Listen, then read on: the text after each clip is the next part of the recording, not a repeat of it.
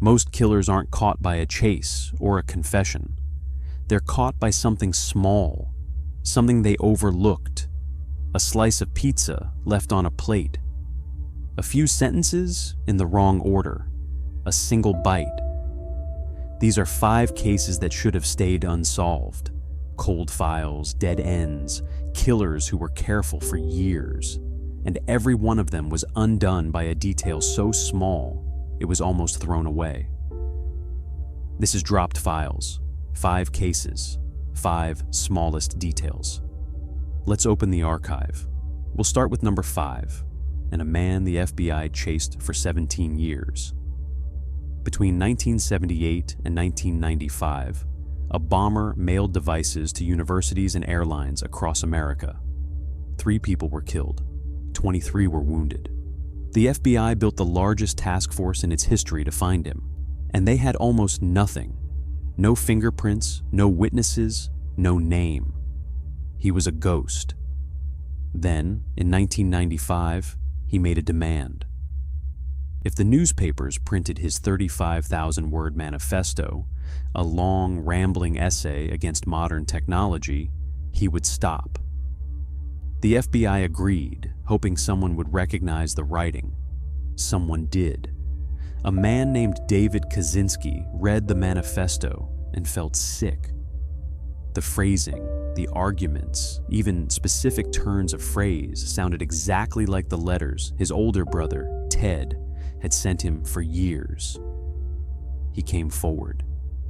Forensic linguists compared the manifesto to Ted Kaczynski's personal letters, line by line, and the match was undeniable. The man no fingerprint could identify had been caught by the one thing he couldn't disguise, the way he wrote. Number 4.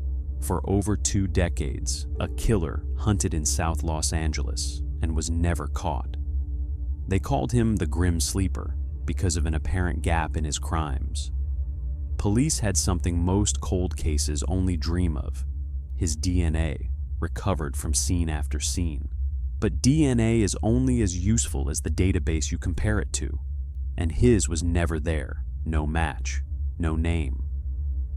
Then in 2010, investigators tried a familial DNA search. Instead of looking for the killer, they looked for a relative, and they found one. A young man, recently arrested, whose DNA was a partial match. Close, but not exact. Family. The man had a father. To get the father's DNA without tipping him off, an undercover officer followed him to a restaurant, posed as a waiter, and kept everything he left behind, including a slice of pizza.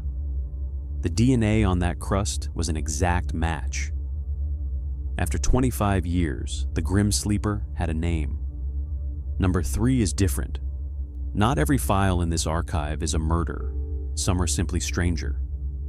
In 2013, a 21-year-old student named Elisa Lam was traveling alone and checked into the Cecil Hotel in downtown Los Angeles. Days later, she vanished. The case went quiet until the guests began to complain. The water in their rooms ran black and tasted wrong. A maintenance worker climbed to the roof and opened the hotel's water tanks. Inside one of them, he found Elisa. And there was something else. Weeks earlier, an elevator camera had recorded her final known moments, pressing every button, stepping in and out, talking to someone who wasn't there.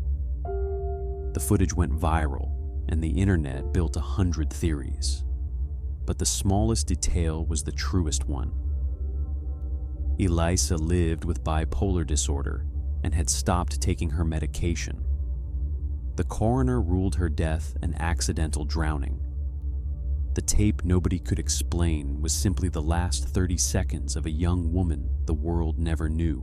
Number 2. Ted Bundy was handsome, charming, and a law student, and one of the most prolific killers in American history, with at least 30 victims.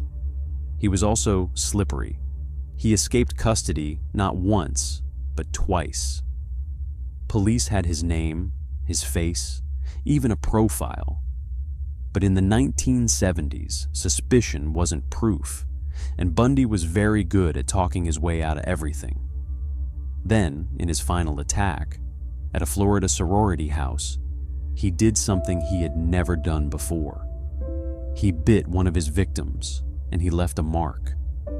Forensic dentists made a plaster cast of Bundy's teeth, crooked, chipped, unmistakable, and laid it over a photograph of that bite. It matched.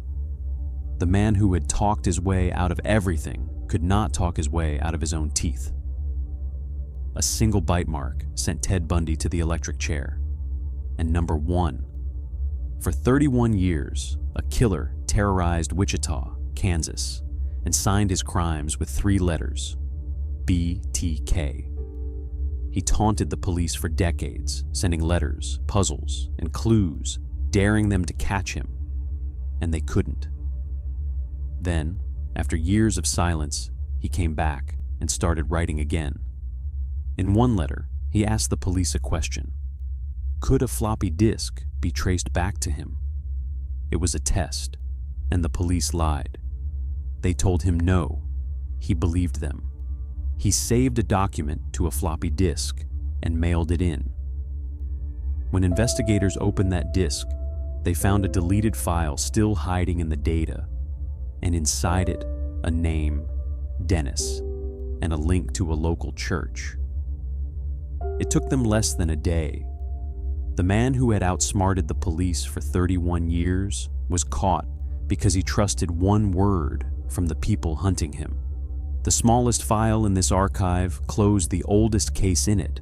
5 cases, 5 details so small they were almost missed. A slice of pizza, a sentence, the color of the water, a bite, a deleted file. If careful, methodical killers can be undone by something that tiny. It makes you wonder what else is still out there, waiting for the right small detail. The full breakdown drops every Sunday. New files are classified every day, and some stay sealed. Follow the archive, and we'll see you in the next one.